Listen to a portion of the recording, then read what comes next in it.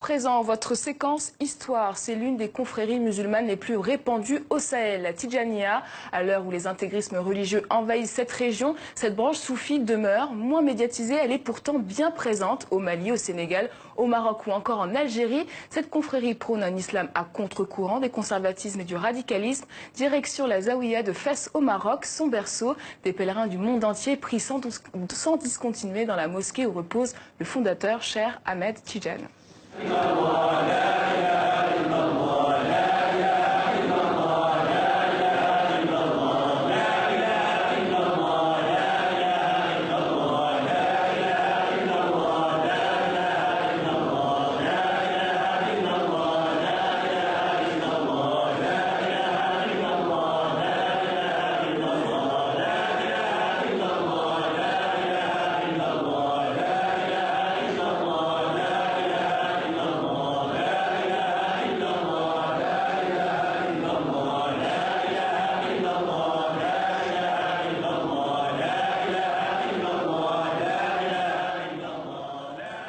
Avec nous, Slimane Zeguidour, qui s'est penché sur la question de Tidjaniya. Bonsoir Slimane. Bonsoir. Alors expliquez-nous, c'est quoi la Tidjaniya? Alors la Tidjaniya, elle porte le nom de son fondateur, Ahmed Tidjani, qui est un Algérien, et une confrérie religieuse soufie en islam. C'était quelque chose de très commun jusqu'aux années 50, c'est-à-dire jusqu'aux années 50, pendant 14 siècles, l'islam reposait sur des confréries. Il y avait des milliers de confréries, dans certaines transnationales.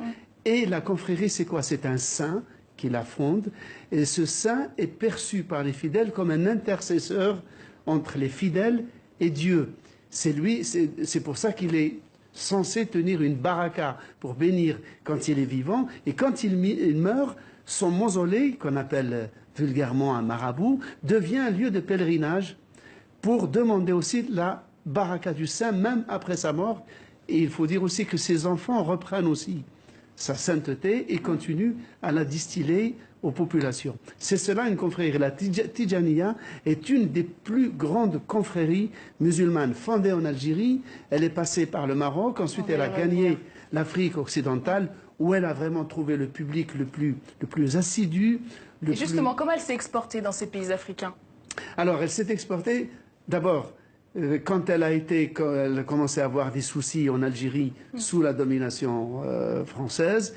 Une partie s'est exilée au Maroc, à Fès, parce que Fès, avec la grande et prestigieuse Médersa de Fès, c'était déjà un centre de formation. Et à partir du Maroc, elle a suivi la route des caravanes qui descendaient par l'Afrique occidentale jusqu'au fleuve Sénégal. C'est la voie royale depuis l'Antiquité pour le commerce de toutes sortes de choses, y compris des idées. Et c'est pour cela qu'elle a, tout en étant présente en Égypte, en Turquie, c'est vraiment autour du Sénégal, mais aussi en rayonnant vers le Burkina Faso, la Gambie, le Mali, la Mauritanie évidemment, qu'elle a trouvé son bassin naturel où elle a été adoptée, non seulement adoptée, mais enrichie par des lignées de ulama comme le Hajj Malik Sy ou le Hajj Omar Tal.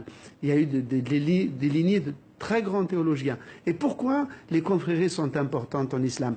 Parce que la confrérie, c'est quoi? C'est l'islam qui est né dans le désert arabe, qui arrive à s'adapter aux mœurs, au climat d'une région donnée. Et donc il prend les couleurs, il s'acclimate, il prend les couleurs du terroir. Il devient un islam local tout en restant universel. Et c'est cet islam-là qu'à partir des années 50, le salafisme a commencé à homogénéiser et à en abraser toutes les couleurs et pour le réduire à quelque chose d'immatériel presque. Et il y a aussi cette romance célèbre pendant la colonisation. Une aventurière française s'est mariée avec un des chers de la Tidjaniya. Oui, avec un des fils, un des enfants de Ahmed Tidjani, le fondateur dans la ville de Laghouat en Algérie. Effectivement, il l'a rencontré en France où il était plus ou moins en exil.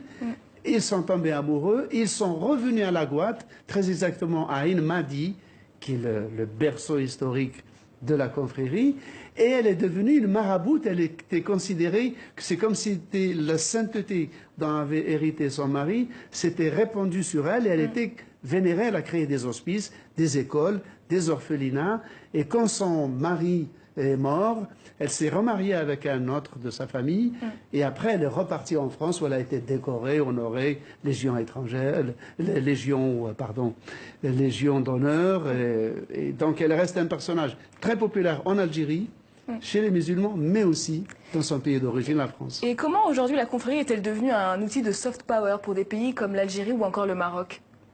Ah, exactement. C'est vrai que aussi bien Rabat qu'Alger, il y a une espèce de bras de fer feutré, tout en dentelle, sans surenchère verbale, pour utiliser cette confrérie comme un vecteur d'influence, de rapprochement, de tissage de réseaux entre l'Afrique et le Maghreb.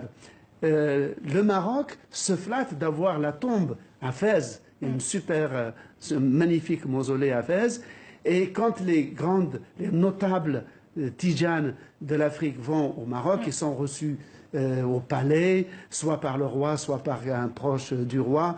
Donc, ils sont complètement honorés.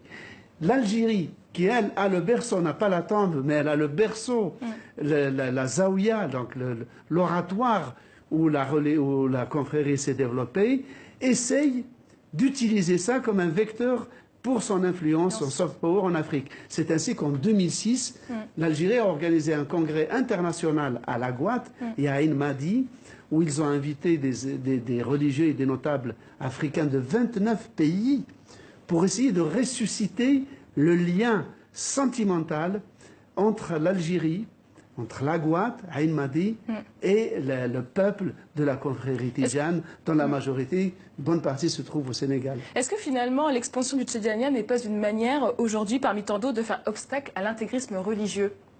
Oui, comme je le disais tout à l'heure, l'islam des confréries est un islam ludique, est un islam qui est enraciné dans la culture populaire, dans les danses, dans la musique, dans le folklore, dans la mixité, non seulement hommes-femmes, mais mixité musulmans-non-musulmans. Toutes ces habitudes, tout ce folklore, ce côté naturaliste, fêtard, il suffit de voir les moussem, par exemple, au Maroc, ou les pèlerinages à Tiwawan, au Sénégal, qui est la capitale mondiale des Tidjanes, pour voir un islam débonnaire, coloré et ouvert. Merci beaucoup, Slimane, pour votre éclairage.